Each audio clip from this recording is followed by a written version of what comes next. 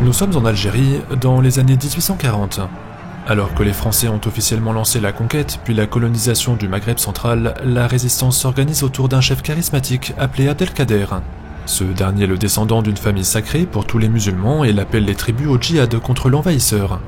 Cependant, les tactiques mises en place par le maréchal Bugeaud ont rapidement raison de sa pugnacité. Fort de son expérience de la guérilla espagnole, ce vétéran des guerres napoléoniennes accule l'émir dans les montagnes en réorganisant complètement l'armée d'Afrique. Grâce à des réseaux de fortifications, reliés par le télégraphe optique, ainsi que par des razzias systématiques contre les soutiens d'Abdelkader, il obtient sa reddition en 1847. La majeure partie de l'Algérie est alors conquise par la France, et le roi des Français peut crier victoire. Maintenant, si Louis-Philippe espère que cette conquête lui donnera un peu de gloire militaire à mettre en valeur dans la presse, son régime apparaît de plus en plus fragile. La révolution industrielle, qui enrichit la bourgeoisie à grande vitesse, commence à ralentir à la fin des années 1840. Les mauvaises récoltes augmentent le prix des matières premières et l'inflation nourrit le ressentiment contre la couronne. Les coups de feu tirés contre les Algériens n'y changeront rien, la France est au bord d'une nouvelle révolution et d'un changement radical de régime.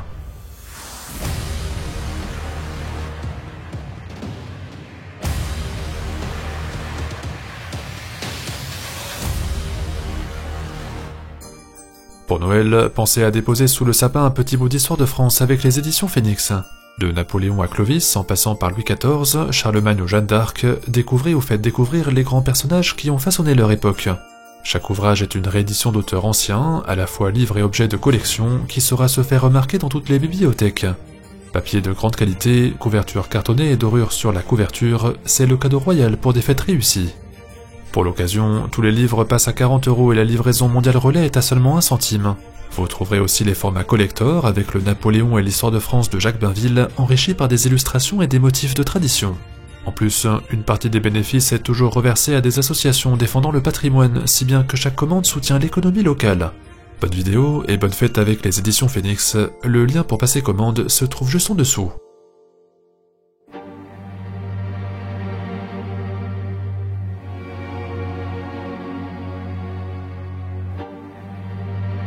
Au milieu des années 1840, le destin de la France sous le régime de la monarchie de Juillet arrive à un tournant de son histoire.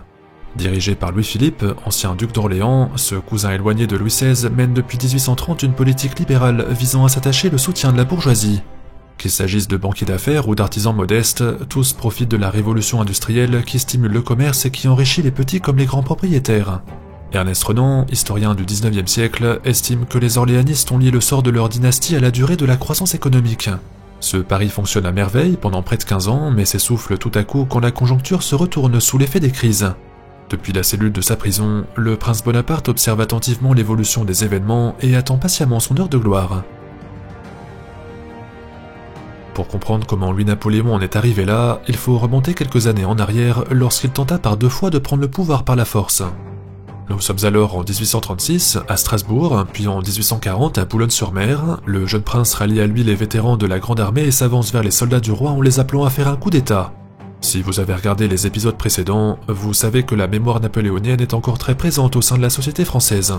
Le souvenir de l'empereur est célébré par les romantiques de toute l'Europe, ce qui fait de son neveu l'héritier d'un héros de guerre à la fois populaire et profondément politisé. Le prince Bonaparte estime alors que les soldats le rejoindront naturellement par nostalgie pour l'Empire, voire que l'armée lui déroulera le tapis rouge jusqu'à Paris. Malheureusement pour lui, Louis-Napoléon sous-estime grandement la popularité du régime orléaniste. En 1842 par exemple, quand l'un des fils du roi meurt d'un accident de voiture, les grandes villes du royaume se mettent en deuil et la presse parle d'un grand malheur pour la France. La communion populaire semble réelle autour de la couronne, et il serait faux de penser que les Français rejettent en masse le roi des barricades. Le prince Bonaparte échoue donc 2 fois dans ses tentatives de conjuration et il est condamné à la prison à perpétuité. Son histoire aurait pu s'arrêter là, mais à partir de 1844, la France connaît une série de crises économiques qui mettent à mal la popularité du régime. Après 10 ans de croissance ininterrompue, les campagnes françaises sont soudainement frappées par des intempéries qui provoquent de mauvaises récoltes. La production de pommes de terre passe brutalement de 9 à seulement 6 millions de tonnes et le prix du blé passe de 2 à 4 francs le kilo. Cette chute vertigineuse fait exploser les prix, ce qui déclenche des émeutes partout en France, obligeant le roi à faire donner la garde. De plus, comme nous l'avons vu dans l'épisode 6, les quartiers ouvriers sont régulièrement en révolte et les idées socialistes gagnent du terrain dans l'opinion. Alors, en plus de s'adresser aux nostalgiques de l'Empire, Louis-Napoléon s'adresse aussi aux plus modestes à travers un ouvrage intitulé « De l'extinction du paupérisme ». Le prince héritier reprend à son compte les idées socialistes en demandant par exemple à ce que les ouvriers soient payés au-delà du strict nécessaire pour survivre. Le patronat n'offrirait selon lui que des salaires de misère qui ne permettraient pas aux employés de s'offrir un avenir et encore moins dans une période d'inflation des prix. Pire, comme la classe ouvrière, écrit-il, ne possède rien, c'est-à-dire qu'elle n'est propriétaire ni de ses appartements ni de ses outils de travail, elle subirait de plein fouet les conjonctures du marché. Le prince voudrait que chaque ouvrier soit au moins propriétaire d'un petit lopin de terre pour que leur famille soit nourrie quoi qu'il arrive. Le texte, écrit de façon très compréhensible sans aucune lourdeur, lui assure un certain succès auprès de la classe ouvrière. C'est ainsi que le bonapartisme s'enrichit de théories socialistes qui permettent au prince Bonaparte d'élargir considérablement sa base de partisans. Qui plus est, non content de se revendiquer socialiste, Louis-Napoléon insiste pour se présenter en véritable champion de la démocratie. Si vous vous rappelez bien de l'épisode 3, la légende impériale, celle de Napoléon Ier, associe au nom des Bonaparte le sens des victoires militaires, mais également celui d'un certain progrès politique. C'est tout le sens du mémorial de Sainte-Hélène, diffusé à partir de 1823, par lequel l'empereur Napoléon Ier rappelle qu'il a été élu par plébiscite. Ce serait parce qu'il a demandé aux Français de confirmer par le vote sa place sur le trône qu'il serait un souverain démocrate, là où tous les autres ne seraient selon lui que des tyrans. 30 ans plus tard, le neveu de l'empereur reprend cette image à son compte et en profite pour s'afficher en protecteur de la volonté populaire. Il ne croyait pas si bien faire, car cette prise de position devient très rentable politiquement parlant. En effet, les députés de la monarchie de Juillet sont élus au suffrage censitaire, c'est-à-dire qu'ils sont nommés par un collège électoral de citoyens riches qui représentent 1% de la population. Or, la crise économique rendant ce régime impopulaire, l'opposition appelle à rectifier le tir en abaissant le cens. Ils veulent en d'autres termes diminuer le montant d'impôt minimum à payer pour obtenir le droit de vote, de façon à se réconcilier avec les Français. Seulement, François Guizot, ministre emblématique de Louis-Philippe, refuse catégoriquement de modifier la charte du royaume. Il rappelle que le cens a déjà été abaissé sous le régime orléaniste et que le corps électoral est passé de 100 000 à 250 000 électeurs. Cette absence d'ouverture fait pleuvoir les critiques contre le gouvernement et donne au prince Bonaparte une nouvelle occasion de se mettre en avant.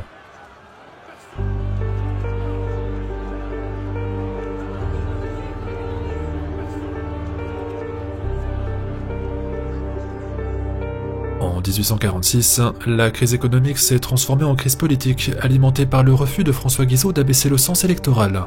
Dans les grandes villes, par exemple, la gauche appelle à lutter contre la misère par la création d'ateliers nationaux. Ces ateliers embaucheraient des ouvriers sans emploi pour effectuer des travaux publics, comme la construction de routes financées directement par l'État. Néanmoins, comme le nombre de députés socialistes est extrêmement réduit à l'Assemblée, la mise en place de ces politiques sociales est presque impossible. Les Français les plus riches sont souvent conservateurs ou libéraux et ne font aucune concession à la gauche. L'atmosphère est de plus en plus tendue dans les faubourgs de Paris où de nombreux agitateurs essaient de déclencher une nouvelle révolution contre la couronne. Alors, sentant peut-être que son heure approche, Louis-Napoléon décide de s'évader de prison le 25 mai 1846. Profitant de la visite d'un de ses amis qui lui apporte discrètement des vêtements d'ouvrier, il se déguise en employé de chantier et sort par la grande porte comme si de rien n'était. Ni vu ni connu, il prend la direction de l'Angleterre à la surprise générale au cours d'une escapade digne d'un roman de chevalerie.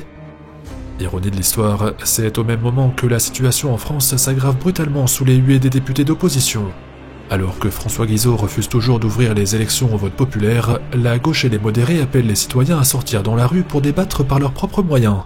C'est le début de la campagne dite des banquets qui pousse des milliers de bourgeois à se réunir autour de repas collectifs pour critiquer à haute voix le gouvernement.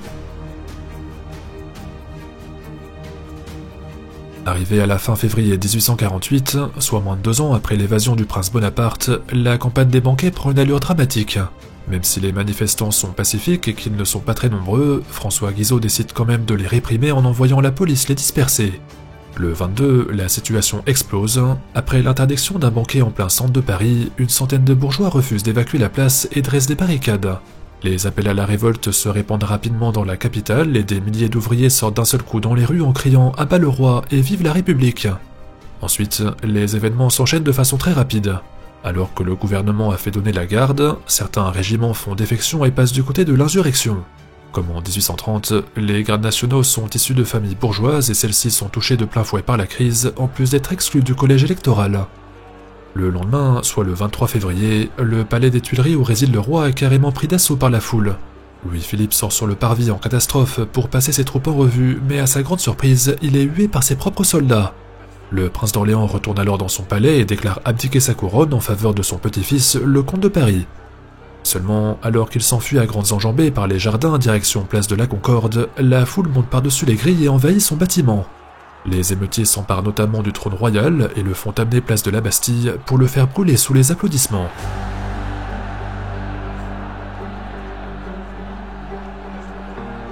Ainsi, le 24 février, une nouvelle révolution parisienne met fin à la monarchie de Juillet après seulement 2 jours de révolte. C'est pire que Charles X reconnaît lui-même Louis-Philippe qui prend le chemin de l'Angleterre. Lui qui portait fièrement le titre de roi des barricades, il termine son règne comme son prédécesseur, chassé par la colère des Parisiens après avoir ignoré leurs revendications. Par contre, la question qui se pose aux députés, c'est que faire du royaume maintenant que le souverain s'est exilé? Faut-il respecter la volonté du roi déchu et donner la couronne à son petit-fils, le comte de Paris, ou bien faut-il mettre un terme au régime actuel dans les conditions mises en place en 1830 ? Maintenir les Orléans au pouvoir serait la solution la plus simple, mais leur trône a été brûlé symboliquement place de la Bastille, si bien que la rue risque de refuser la proposition. Alors, entend-on à droite, il faudrait peut-être appeler le descendant de Charles X à revenir en France. Le comte de Chambord est le petit-neveu de Louis XVI, et les légitimistes estiment que la branche aînée des Bourbons est parfaitement crédible. Cependant, font remarquer quelques députés centristes comme Adolphe Thiers, un tel projet serait un suicide politique, car les grandes villes comme Paris menaceraient de se soulever contre une nouvelle restauration. Bref, puisque c'est la rue qui semble dicter le ton, les insurgés réunis à l'hôtel de ville demandent la mise en place d'un gouvernement provisoire. Sous l'influence de journalistes républicains, de la gauche socialiste et des milliers d'ouvriers réunis sur le parvis, ils proclament l'abolition pure et simple de la monarchie. Rejoints par certains députés comme Lamartine, ils annoncent que la France sera donc une république, avec la promesse de combattre la pauvreté et d'ouvrir le vote aux classes populaires. Et c'est ainsi que la France change pour la 4e fois de régime politique en moins de 35 ans. En 1815, c'était les 100 jours sous Napoléon, après Waterloo, c'était la seconde restauration avec les frères de Louis XVI. Suite aux Trois Glorieuses, le roi de France a été renversé, le roi des Français lui a ravi sa place sur le trône, sauf qu'en 1848, c'est au tour de Louis-Philippe d'être renversé quand la Deuxième République est proclamée. Le pays replonge alors dans une instabilité politique qui n'est pas sans rappeler celle de la Révolution française après 1789. En effet, pour tenir sa promesse d'élargir le corps électoral, Lamartine annonce que tous les hommes français, quel que soit leur niveau de richesse, pourront élire leurs députés. Son objectif est de réunir à Paris les représentants du peuple tout entier pour écrire une constitution, c'est-à-dire un ensemble de lois fondamentales qui donneront forme à l'État républicain. Malheureusement, déjà que les consensus politiques étaient difficiles à trouver sous le règne précédent, la mise en place du suffrage universel masculin aggrave encore un peu plus les divisions. Des personnalités comme Victor Hugo, royalistes convaincus, débattent contre des socialistes radicaux comme Joseph Proudhon. Les deux hommes ont des idées complètement antagonistes, mais doivent quand même trouver des compromis pour donner le meilleur régime à la France. Et puis, ce genre de fractures ne concerne pas seulement l'électorat des grandes villes, elles sont également présentes entre les zones urbaines et les campagnes, et au sein même des partis politiques. Par exemple, on entend des Vive le roi dans les provinces, les habitants des campagnes refusent de reprendre les Vive la République scandés dans les faubourgs. Parmi les royalistes, certains sont d'ailleurs orléanistes et d'autres sont légitimistes, quand les républicains sont soit libéraux soit socialistes. La France se fracture entre toutes ces tendances politiques, tandis que la crise économique sévit toujours, voire s'empire après le départ du roi. Conclusion, la Deuxième République est un régime ambitieux mais complètement paradoxal. Il est mis en place sous la pression des révolutionnaires de gauche, mais avec 9 millions d'électeurs contre seulement 250 000 sous la monarchie, les consensus sont difficiles à trouver. Dans ce contexte, Louis-Napoléon retraverse la Manche et revient à Paris. Fin février 1848, son arrivée est plutôt discrète, mais montre déjà toute l'étendue de son potentiel. Sans rien faire et sans prononcer aucun discours, des Parisiens viennent déjà le rencontrer en criant « Vive l'Empire » et « Vive la République ». L'héritage impérial est mis sur le même plan que l'héritage révolutionnaire, en tout cas du point de vue de ses partisans. Mieux, dans les provinces plutôt conservatrices, voire anti-révolutionnaires, le nom de Bonaparte est également scandé mais dans l'autre sens. On entend des Napoléon nous l'aurons en même temps que les fameux « Abat la République », ce qui est l'exact contraire des cris de ralliement entendus dans les villes. De façon bien étrange, Bonaparte semble ainsi s'attirer la sympathie de provinciaux anti-républicains, tout comme il a le soutien de citadins anti-monarchistes. En fait, à mesure que la vie parlementaire est de plus en plus divisée, Louis-Napoléon se présente comme une sortie de secours. Il est capable de séduire à droite comme à gauche, et n'attend plus qu'une seule chose, que les députés plongent la République dans l'impasse afin de s'emparer du pouvoir par la force.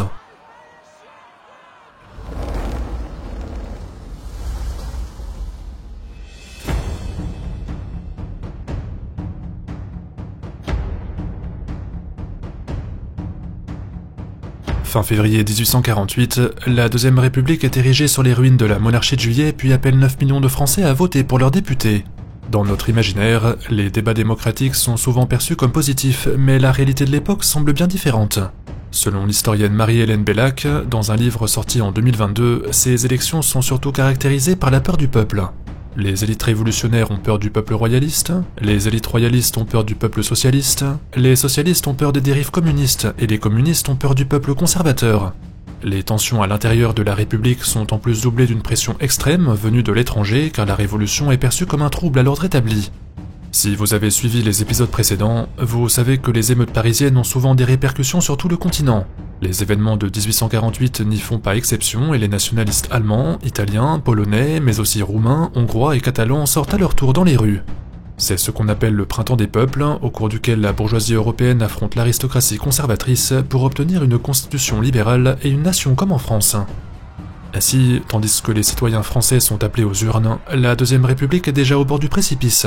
À la peur du peuple s'ajoute en effet la peur d'une intervention étrangère qui menace de faire plonger tout le pays dans le chaos. Dans ce contexte, comment le prince héritier profite-t-il de la situation pour enclencher sa marche vers le pouvoir ? Au départ, le bonapartisme n'est pas pris au sérieux par la classe dirigeante car Louis-Napoléon n'a pas vraiment de parti politique. Il sort à peine de prison et il doit rassembler ses soutiens qui ne sont pas très connus du grand public. Pourtant, il profite indirectement de l'évolution de la situation car très tôt après la proclamation de la République, la gauche française s'effondre complètement. Déjà, le résultat du vote est extrêmement défavorable aux républicains socialistes. Regroupés dans le parti de la montagne, ils n'obtiennent que 9% des voix et sont largement désavoués par une France encore rurale auprès de laquelle leurs idées sont inaudibles. En face, les conservateurs du parti de l'ordre obtiennent 23% des votes et les modérés raflent 67% des sièges. Ce résultat est catastrophique pour la gauche ouvrière qui se retrouve exclue d'un régime qu'elle a pourtant poussé à mettre en place. En conséquence, la constitution que doit écrire cette nouvelle assemblée prend des allures de république conservatrice. Les élus décident par exemple que la France disposera d'un président, que ce président assumera le pouvoir exécutif, c'est-à-dire qu'il sera chargé d'appliquer les lois et qu'il sera élu au suffrage universel masculin sans condition de revenu. Néanmoins, ce qui apparaît comme une concession faite à la gauche révolutionnaire risque en fait de favoriser la droite et le centre. Si les socialistes influencent le vote dans les faubourgs, le vote rural est encore sous l'influence de forces royalistes ou libérales telles que l'Église par exemple. En somme, s'ils veulent remporter le vote populaire, les candidats aux élections présidentielles devraient forcément se montrer conservateurs. De toute façon, le président est entièrement soumis au contrôle de l'Assemblée où le parti de la montagne reste ultra minoritaire. Peu après les élections, la nouvelle majorité modérée commence à décortiquer les promesses de république sociale mises en place par les révolutionnaires. La droite et le centre font notamment fermer les ateliers nationaux qui venaient tout juste d'ouvrir pour donner du travail aux plus pauvres.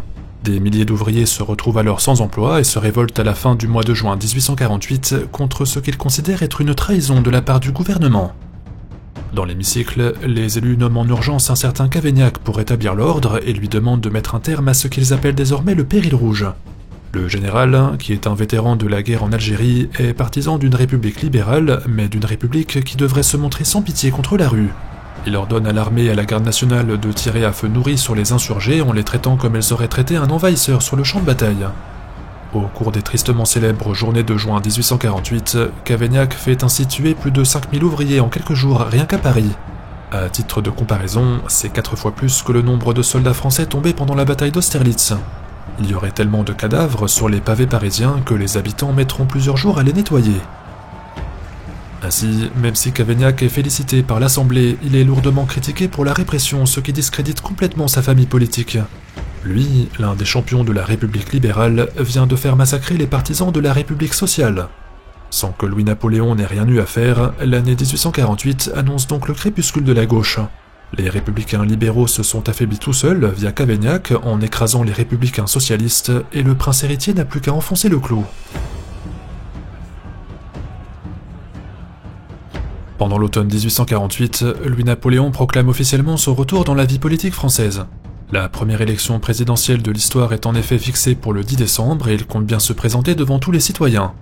Or, dans un contexte où la gauche est affaiblie mais non vaincue, les députés de droite et du centre craignent toujours le péril rouge. Le prince Bonaparte en profite alors pour se rapprocher d'Adolphe Thiers en lui proposant de représenter les conservateurs aux élections. Après tout, lui fait-il remarquer, il s'est autoproclamé socialiste sans appartenir à la gauche radicale. Il serait l'homme de la situation, selon lui, car il pourrait apaiser la classe ouvrière sans mettre en danger l'ordre établi. Karl Marx, qui observe attentivement les événements, estime que Bonaparte est sur le point de faire un second Austerlitz. Adolphe Thiers accepte en effet sa proposition et Louis-Napoléon le socialiste se présente ainsi aux élections présidentielles au nom des conservateurs. C'est paradoxal, mais très bien orchestré, le prince impérial, qui parle d'extinction du paupérisme à la gauche, promet de protéger les intérêts de la droite tout en se présentant comme le candidat du peuple. Le résultat est sans appel, il obtient presque 75% des voix le 10 décembre 1848, en vertu de quoi il est nommé chef de l'État. L'héritier de l'Empire est donc le premier président de la République de l'histoire de France, même si ses pouvoirs sont à l'époque fortement réduits par la Constitution. Il agit en plus sous le contrôle étroit de l'Assemblée et Adolphe Thiers estime même que le prince est un idiot que l'on mènera. Pourtant, certaines choses devraient déjà alerter les conservateurs car l'analyse des résultats révèle une tendance pour le moins très étrange. Louis-Napoléon remporte autant de voix dans les quartiers ouvriers que dans les quartiers bourgeois et il atteint 80% dans certains départements ruraux tout en arrivant en tête dans toutes les villes.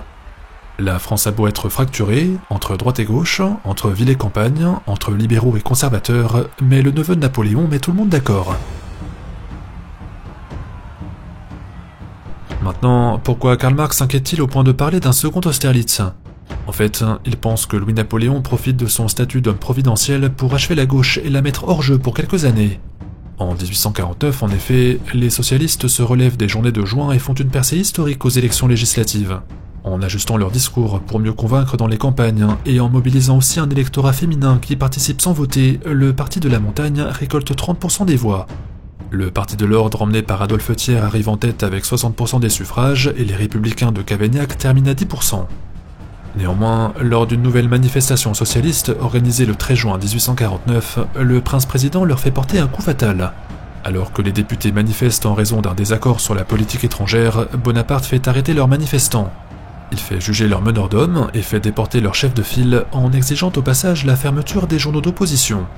Or, contrairement à Cavaignac un an plus tôt, Louis-Napoléon fait tout cela tout en protégeant son image auprès de l'opinion. Il fait placarder des affiches dans tout Paris pour annoncer haut et fort qu'il ne ferait que respecter le mandat populaire. Il proclame avoir été élu au nom du Parti de l'Ordre et il n'aurait fait selon lui que rétablir l'ordre et rien de plus. En fait, c'est pour cette raison que Karl Marx parle d'un second Austerlitz, parce que le prince impérial réussit là où les conservateurs avaient échoué. Il écarte de façon définitive les républicains et impose les bonapartistes au centre de l'échiquier politique. La droite, qui s'est réunie en catastrophe derrière le Parti de l'Ordre pour échapper au péril rouge, se réjouit beaucoup trop vite des actions de leur président. Ce que les députés ne comprennent pas, c'est que loin d'être un idiot qu'ils pourraient mener à leur guise, Louis-Napoléon s'apprête à les trahir à leur tour.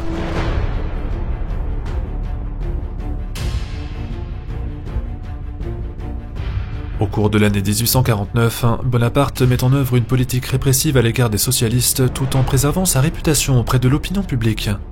S'il est toujours sensible à la condition ouvrière, il agit dans le respect des intérêts conservateurs parce que, dit-il, c'est le mandat que lui aurait confié le peuple français.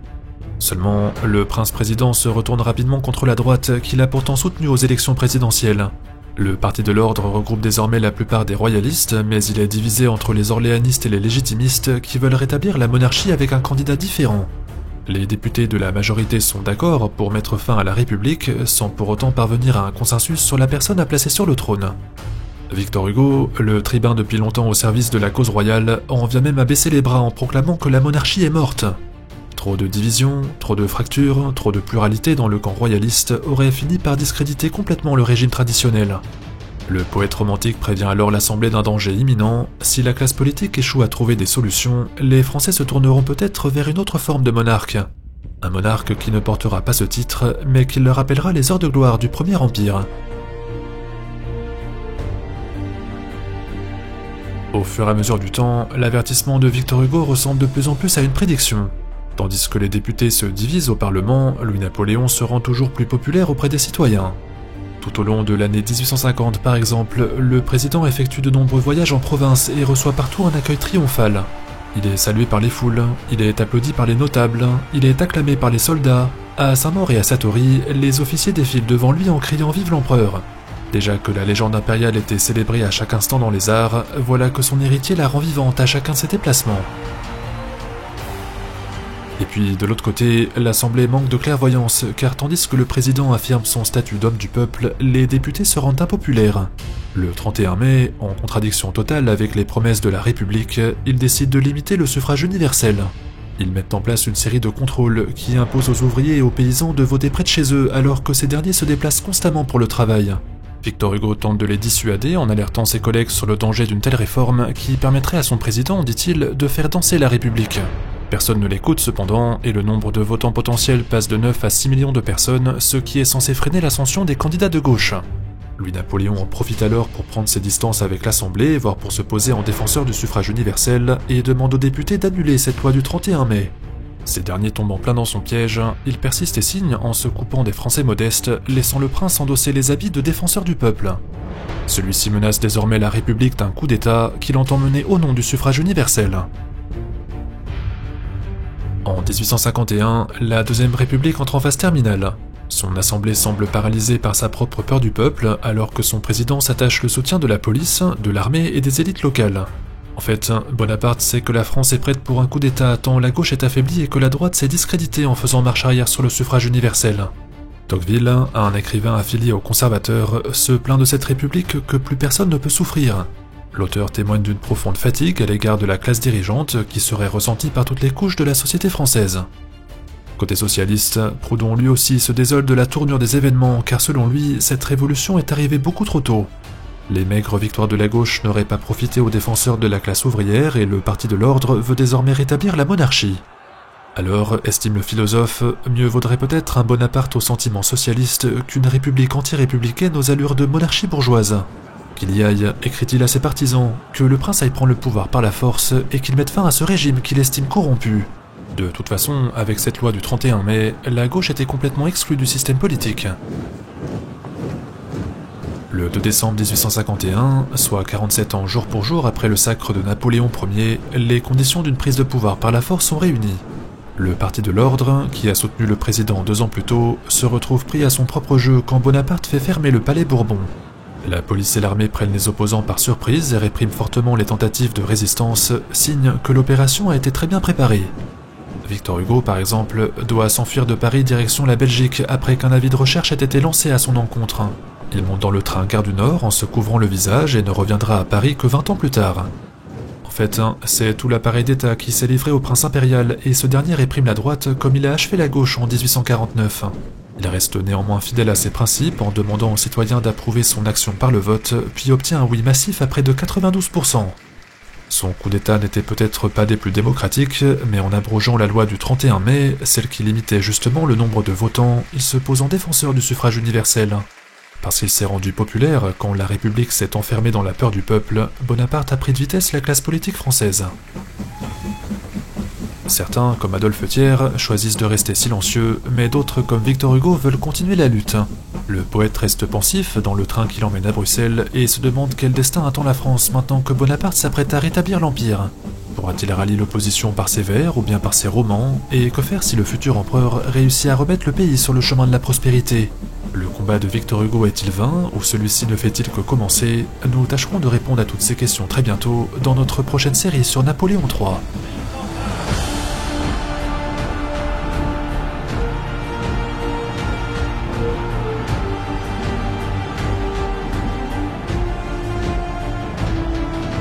Si vous avez aimé cet épisode, n'hésitez pas à nous laisser un j'aime, un commentaire et pourquoi pas à le partager sur vos réseaux sociaux. Pour Noël, comme pour toute occasion, pensez à notre sponsor les éditions Phoenix pour offrir un cadeau mémorable. Placez un petit bout d'histoire de France sous le sapin et plongez-vous ou faites plonger vos proches dans l'épopée des grands personnages qui l'ont façonné. Quant à nous, rendez-vous très vite pour la deuxième série du cycle de vidéos sur le 19e siècle. Louis-Napoléon s'apprête à devenir Napoléon III et le Second Empire se retrouve au devant de nombreux défis sur la scène européenne. Alors, n'oubliez pas d'activer la cloche, de passer de très bonnes fêtes, et à très vite sur Bataille de France.